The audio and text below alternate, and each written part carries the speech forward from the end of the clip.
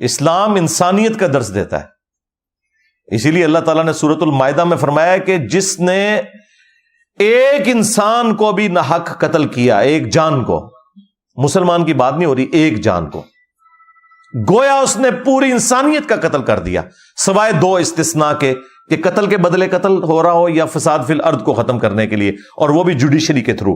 Extra judicial activity آپ perform نہیں کر سکتے، نہ کوئی ریاستی ادارہ کر سکتا ہے، نہ کوئی مذہبی جماعت کر سکتی ہے. تو ایک جان کا قتل، پوری انسانیت کا قتل، اور جس نے ایک جان کو بچایا گویا اس نے پوری انسانیت کو بچا لیا. پوری انسانیت کی بات ہو رہی ہے. حتیٰ کہ صحیح بخاری میں حدیث ہے، جس شخص نے ایک کافر کو بھی نہ حق قتل کیا جو کسی مسلمان ملک میں ٹیکس پے کر کے رہ رہا تھا، جزیہ دے کر، وہ شخص جنت کی خوشبو بھی نہیں پائے گا. یعنی مسلمان جنت میں تو جانا دور کی بات، جنت کی خوشبو بھی نہیں پائے گا. اور اس بخاری کی حدیث میں الفاظ ہیں کہ جنت کی خوشبو 40 سال کی مسافت سے آ رہی ہوگی، لیکن جس نے ایک کافر کو بھی نہ حق قتل کیا وہ جنت میں تو جانا دور کی بات، جنت کی خوشبو بھی نہیں پائے گا. تو یہ جو ایکٹیویٹی پرفارم ہوئی ہے فلسطین کے حوالے سے، تو چونکہ اس میں اگر آپ ایک براڈر پکچر میں دیکھیں گے تو ظاہر ہے کہ ظالم تو اسرائیل ہے. ہاں، اگر آپ ایک شارٹ ٹرم دیکھیں تو اس وقت انیشیٹو لیا ہے حماس نے، اور اس میں یہ چیز بھی خیال رکھنی چاہیے کہ جو ایک عام یہودی ہے، ایک عام اسرائیلی ہے، ایک عام فلسطینی ہے، اس کے ساتھ کوئی قتل و غارت والا معاملہ نہیں ہونا چاہیے. اسرائیل میں بھی آلموسٹ 45% لوگ جو ہیں وہ سیکولر ذہنیت کے لوگ ہیں، جن کے لیے مذہب کوئی اہمیت نہیں رکھتا، ممی ڈیڈی قسم کے لوگ. یا تو لوگ ایسا سمجھتے ہیں کہ سارے اسرائیلی جو کٹر قسم کے یہودی ہوں گے. نہیں، انہیں کہنے جتنے کہ تسی کٹر ہو، جنہیں کہ تسی نمازاں پڑھتے ہو. لیکن اس وقت بدقسمتی ہے کہ 55% جو یہودی جو پریکٹسنگ ہے ان کی حکومت ہے، اور یہ جو ان کا اس وقت پرائم منسٹر ہے نیتن یاہو، یہ تو بڑا ایک اسٹرانج قسم کا ایک یہودی ہے، اور اس نے دیکھیں اسرائیل کی طرف سے جنگ ڈکلیئر کر دی ہے، اور انہوں نے کہا کہ اب ہم یہ جو تھوڑا سا حصہ بچ گیا یہ بھی لے لیں گے. اب مجھے نہیں لگتا کہ اسرائیل پیچھے ہٹے گا. ہاں، یہ اب کسی ایک بڑے معاملے کی طرف ہی بات جانے والی ہے، کیونکہ اب انہوں نے ڈیسائیڈ کر لیا کہ وہ ایک چھوٹی سی جو غزہ کی پٹی رہ گئی تھی نا، جس کے ایک طرف میڈیٹرینین سی آتا ہے، ایک طرف ایجپٹ ہے، اور باقی دو طرف اسرائیل نے ایک باڑ بنائی ہوئی ہے، اور ایک سمجھ لے ایک جیل خانہ ہی ہے اتنا بڑا، جہاں 20 لاکھ کے قریب مسلمان رہتے ہیں، اور ان کی حالت بھی اتنی ناگفتہ بے ہے کہ آپ سوچ نہیں سکتے، پینے کا پانی بھی ان کے پاس اویلیبل نہیں ہے. یعنی آپ کو لگے گا وہ 1000 سال پرانے کو رہنے والے لوگ ہیں، جس طرح کی ان کی زندگی بچاروں کی مشکل ہے. تو اب اس صورتحال کے اندر معاملات ظاہر ہے اس سے آگے کی طرف جائیں گے، صورتحال بگڑے گی. اللہ تعالیٰ مسلمانوں کا پرسان حال ہو. ہم تو دعائی کر سکتے ہیں یہاں بیٹھے ہوئے، اور اپنے بڑوں کو صرف پرابلمز کو ہائی لائٹ کر سکتے ہیں کہ آپ انٹرنیشنل میڈیا میں آواز اٹھائیں اس حوالے سے، اور اس معاملے کو سالو کرنے کی کوشش کریں. اب بیت المقدس ایک ایسی جگہ ہے، یروشلم، ایلیا، جو تینوں ابراہیمک ریلیجن جو ہیں، آسمانی مذاہب کے ماننے والے لوگ، ان کے لیے ایک کامن حرم کی جگہ ہے، چاہے وہ جیوز ہوں، کرسچنز ہوں یا مسلمز ہوں، تینوں کے لیے وہ حرم ہے. اور جب نبی صلی اللہ علیہ وآلہ وسلم کی پیدائش ہوئی اس وقت آلموسٹ 500 سال ہو چکے ہوئے تھے ہیکل سلیمانی کو گرے ہوئے، کیونکہ 70 AD کے اندر 70 عیسوی میں نبی علیہ السلام کی پیدائش سے 500 سال پہلے ٹائٹس جو رومن ایک جنرل تھا، اس نے حملہ کیا تھا یروشلم کے اوپر. اور اس وقت تو ظاہر ہے وہ بت پرست جنرل تھا، اور انہوں نے یہودیوں کو قتل کیا. کوئی 1.25 لاکھ کے قریب یہودی قتل ہوئے. اتنوں کوئی وہ قید کر کے لے گیا اور ہیکل سلیمانی برباد کر دیا. اس کی صرف ایک دیوار بچی ہے جسے ویلنگ وال کہتے ہیں، دیوار گریا. وہ جس کے سامنے یہودی جو ہے وہ اس طرح کر کے تورات پڑھ رہے ہوتے ہیں، وہ ایک دیوار وہ باقیات ہے ہیکل سلیمانی کی. اور یہ سلسلہ اسی طریقے سے ان کا رہا. پھر ڈائسپورا شروع ہو گیا، ان کا انتشار پوری دنیا میں پھیل گئے، ظاہر ہے وہاں سے تو وہ نکال دیے گئے. نبی صلی اللہ علیہ وآلہ وسلم کا دنیا میں آنا یہودیوں کے لیے بھی رحمت ثابت ہوا. آپ علیہ السلام کی مبارک دعوت کی برکت سے جب اسلام نے عروج پکڑا اور سیدنا عمر کے دور میں یروشلم فتح ہوا ایک پیس ٹریٹی کے تھرو، اس وقت یروشلم پہ حکومت تھی کرسچنز کی. جب ہیکل سلیمانی توڑا گیا اس وقت حکومت تھی رومن امپائر کی جو کہ بت پرست تھے. لیکن وہ بیچ میں ایک ان کا ایمپرر آیا کانسٹنٹائن II، جس کے نام کے اوپر قسطنطنیہ شہر ہے، اس نے کرسچینٹی اڈاپٹ کر لی. یہ آلموسٹ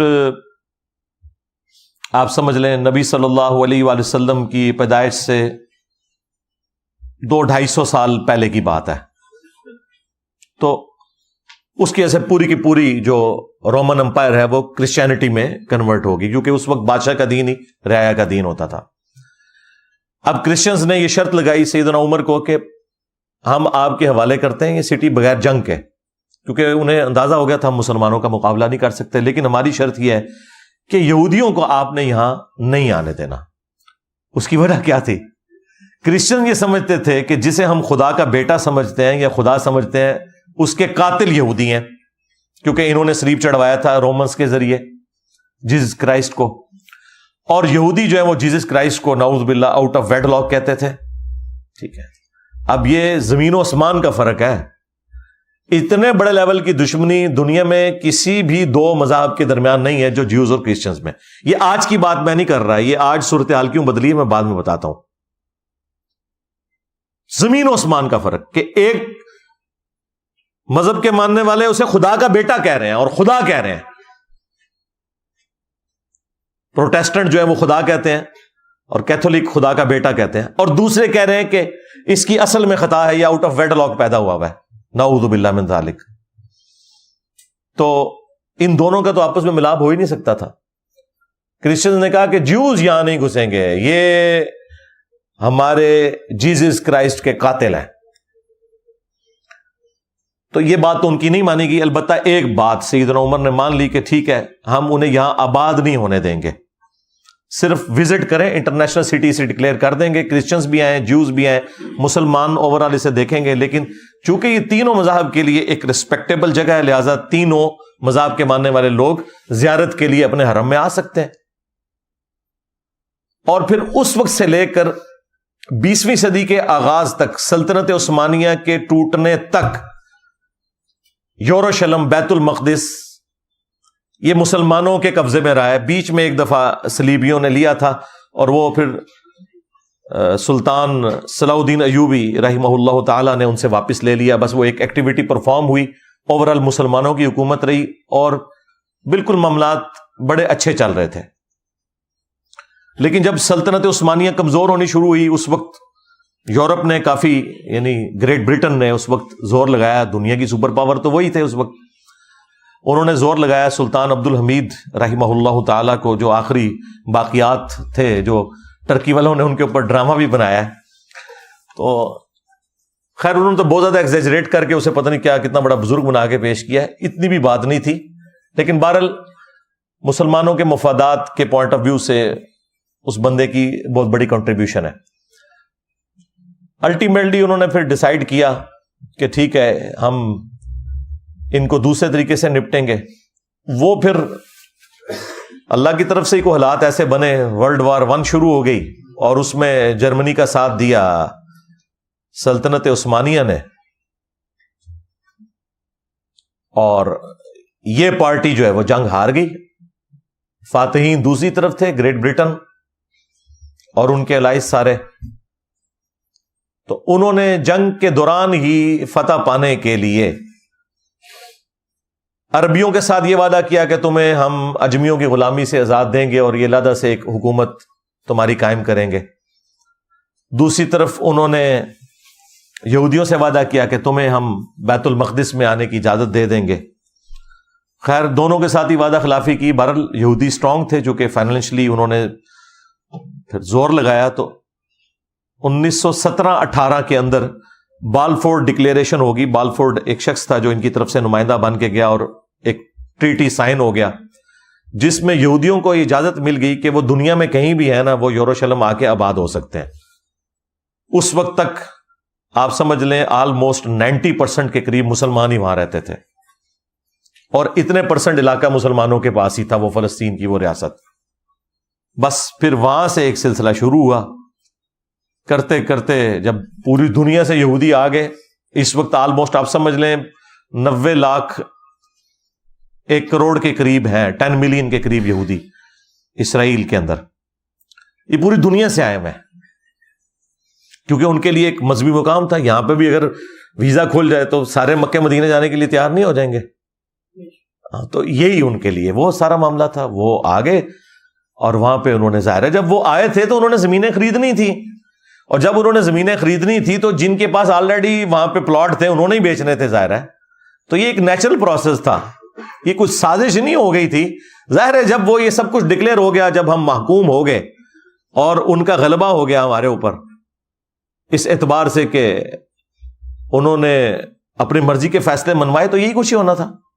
1948 کے اندر پھر اسرائیل کی سرحدیں کتنی وسیع ہوئیں. پھر اصل جو جھٹکا مسلمانوں کو لگا وہ 1967 میں جو 6 دن کی جنگ ہوئی تھی عرب ورسز اسرائیل, جس میں اکیلے اسرائیل نے سارے عرب ملکوں کو شکست دی. اس کے بعد پھر اس نے اپنی دھاک بٹھا لی, ایسی بٹھائی کہ آج تھوڑا سا علاقہ فلسطینیوں کے پاس ہے. کچھ علاقے تو وہ ٹوٹی پوٹی فارم میں بالکل سینٹر میں اسرائیل کے مسلمانوں کے پاس ہے, اور ایک کارنر پہ یہ غزہ کی پٹی ہے جس کے ایک طرف میڈیٹرینین سی ہے, ایک طرف ایجپٹ ہے, اور باقی جو 2 بڑی والی سائڈ ہے جو لینتھ والی وہ ساری اسرائیلی ہے. اور انہوں نے باقاعدہ باڑ لگائی ہوئی ہے, کسی کو وہاں سے یہاں آنے کی اجازت نہیں. اور جو مسلمان باقی رشتہ دار ہیں وہ دوسری طرف آباد ہیں, وہ اس باڑ کو کراس بھی نہیں کر سکتے, پھر بیچ میں اسرائیل ہے, لہٰذا ان کی آپس میں وہ اس طریقے سے جدائیاں ہوگی اور یہ سارے معاملات اس طریقے سے چل رہے ہیں. اور اس میں عرب ملک ظاہر ہے کہ دنیا پرست ہیں تو نہیں مقابلہ کر سکے.